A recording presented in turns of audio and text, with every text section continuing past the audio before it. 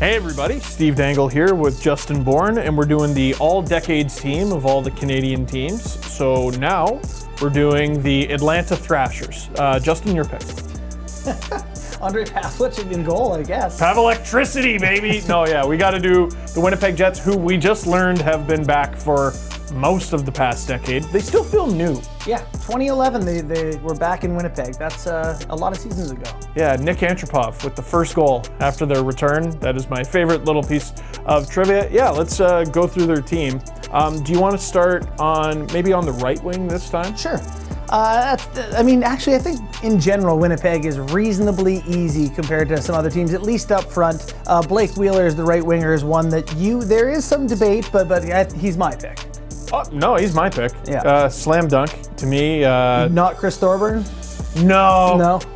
Well, if we're going with like tough gritness or whatever, it's got to be him. You know what? Blake Wheeler's no slouch either. Yeah. He will go ya, and he's big. He's a choo-choo train, scores goals, sets up plays. The only reason I say it could be debatable is Patrick Laine plays right wing. He's been there for 4 years. It's unbelievable that he's been there for 4 years. Yeah. Except one of those years was terrible. Yeah, one of the years is bad. This year's not finished. Blake Wheeler, therefore, pretty much the easy choice. Yeah. Patrick Laine is going to do some special things, but over the past 10 years, got to be Blake Wheeler. Yep. Easy. Then flip it over to the other side is a guy who is no longer with the team, but was a part of what I think of the Winnipeg Jets the last 10 years, Andrew Ladd. Yeah, he was a surprising name to see come up there on the leaderboard. Mm-hmm. But if I'm not mistaken, he was part of the 2010 Blackhawks Cup-winning team. Correct. And he got dealt to the Thrashers with Byfuglien. Yeah. But he put in some good years with the Jets, even if the teams, when they first got back, weren't so great. Yeah. He played the prime of his career there, essentially. Yeah. He was there from 2010 to 2016. In 430 games, he had over 300 points. And then I think another one who's fairly easy is at center. We both have Mark Scheifele. It's got to be Mark Scheifele. I thought about giving an Elder Statesman Award to Brian Little.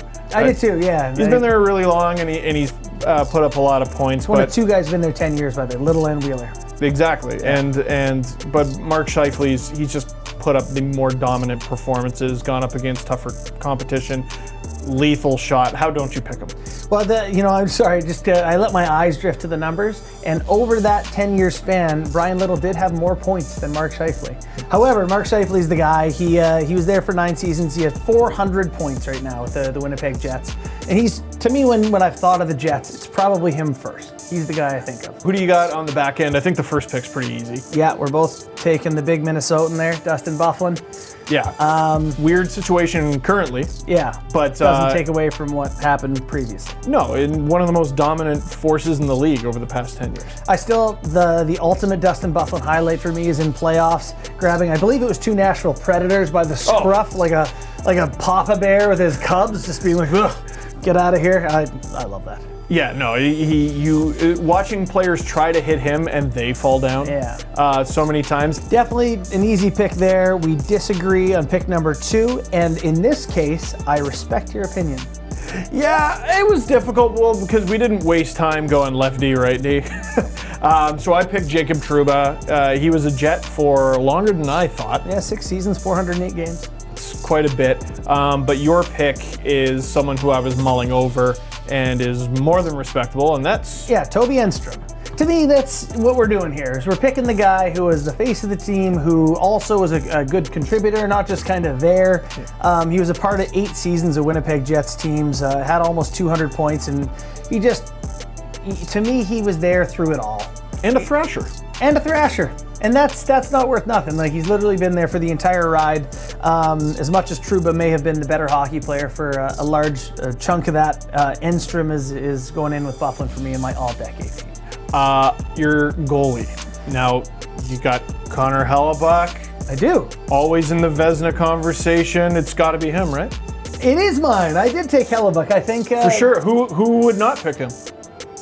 See, that's the question we have here. So I'll let you make your case before I tell you why you're wrong this time. Oh, for sure. I know I'm wrong. This was one of my funny picks. Who you got? I got ONDREJ PAVELEC, man. You do. Listen, I just remember a few years ago, on the podcast, I was talking about, man, this guy's washed, this guy's no good. And then he went on this run that we can only refer to as Pavelectricity. He could not let a puck in. The Jets finally make the playoffs. They have the whiteout, all this noise. It's unbelievable. They unfortunately ran into the Ducks, but for a 4-game series, it was extraordinarily entertaining. And there's another guy, I know, but there's another guy who was a Thrasher. Yeah. And he stuck through it, and he was actually a Jet for a very long time. Connor Hellebuck, I feel, has only recently become Connor Hellebuck, but he's also been really, really, really freaking good. So you're fully not wrong for picking him instead of Pavelec. He's been there 5 seasons. His save percentage is .917 over those 5 years to the .908 for Pavelec. The biggest thing is the nickname Pavelectricity is so forced and bad that I cannot respect him as a goaltender because of how bad the nickname is. Thank goodness we only have like 2 more videos to shoot. We're not friends anymore. You don't like Pavelectricity? Oh, it's so laborious and just unnatural. It's just so like it wouldn't happen amongst friends. It's like something the media was like, oh, well, yeah, it's forced. You need to talk to my friends. They hate me. All right, so I guess that's our all-decade team for the Winnipeg Jets. That is it for this one. Thank you very much for watching. Click like if you like this video. Click subscribe if you really liked it. Tell all your friends that Pavelectricity never dies.